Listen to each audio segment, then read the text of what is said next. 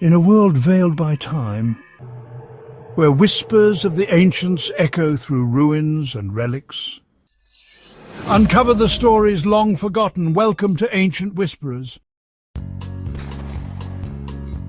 St. Petersburg, winter 1916. Snow blanketed the city, but inside Moika Palace, a group of desperate men plotted murder. Their target, Grigori Rasputin, the man they blamed for Russia's unraveling. They poisoned his cakes and wine, enough to kill a dozen men. Rasputin ate, drank, and smiled. Panic set in. Prince Yusupov shot him in the chest. Rasputin collapsed. Relief, until Rasputin's eyes snapped open. He lunged, wounded but alive, terrifying his attackers. Poisoned, shot, beaten, still he fought, still he breathed. That night, Rasputin's legend as the man who wouldn't die was born. Was he a holy man or a devil? The answer vanished into the Russian winter. Before the palaces, Rasputin was a peasant boy in Siberia's harsh wilderness. He was different, intense, with piercing eyes and rumored powers. Restless, he left home, wandering Russia in search of God. He learned from monks and mystics, forging his own faith, a mix of Orthodox tradition and wild mysticism. Rasputin believed one must sin to truly repent, a belief that set him apart. His reputation as a healer and starets spread. From poverty, he walked a path straight to the heart of the Russian Empire. Destiny was calling the Siberian peasant. The Romanovs lived in luxury, but their son Alexei's hemophilia haunted them. Desperate, Empress Alexandra summoned Rasputin when doctors failed.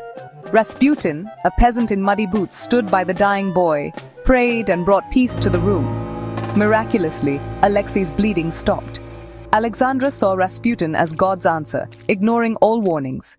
He became her confidant, gaining unprecedented access to the royal family. The peasant healer was now at the empire's center. One act of healing changed Russian history forever.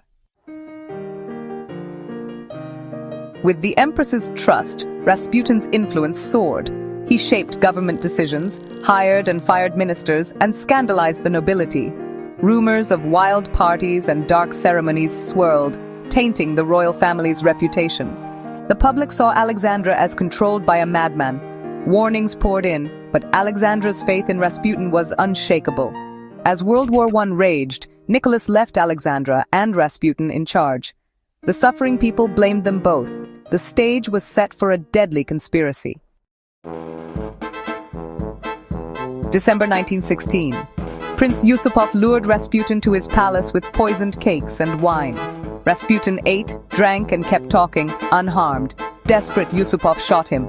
Rasputin fell, but later sprang up, attacking his killers. He staggered outside, was shot again, beaten, and finally thrown into the frozen Neva River. When his body was found, water in his lungs proved he was alive when he hit the water. Poisoned, shot, beaten, drowned, Rasputin fought death to the end. The violence showed how much they feared him. The Mad Monk's end only deepened his legend. Before his death, Rasputin warned the Tsar. If nobles killed him, the Romanovs would fall. He was murdered by aristocrats. His prophecy began to unfold.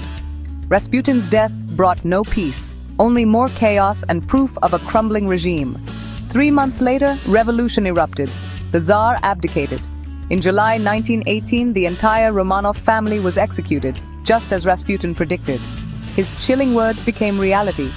The connection between his murder and the dynasty's fall haunts Russian history. Rasputin's spirit seemed bound to the fate of the family he served. Who was Rasputin? A holy man, a charlatan, or something darker? To Alexandra, he was a miracle worker. To others, a manipulator who exploited desperation. Some say his healing was simple calm, not magic. Others saw him as a demonic force, the mad monk with supernatural power. His survival, hypnotic eyes, and prophecies fueled his legend. Rasputin was a contradiction, peasant and power broker, sinner and saint. His story is a warning of how faith, fear, and power can destroy empires. The man is gone, but his ghost still haunts history. If your curiosity lingers at the edge of forgotten ruins, if the silence of ancient stones calls to you, then you're one of us, an ancient whisperer. Tonight we've only scratched the surface of history's greatest mysteries. Shadows lengthen, and the echoes of lost civilizations and mysteries fade into the night. But for those who listen closely, the past still speaks, softly, insistently, inviting us to wonder. Will you seek out the next secret with us? Like, share and subscribe, Ancient Whisperers, and together, let's follow the whispers of time into the unknown.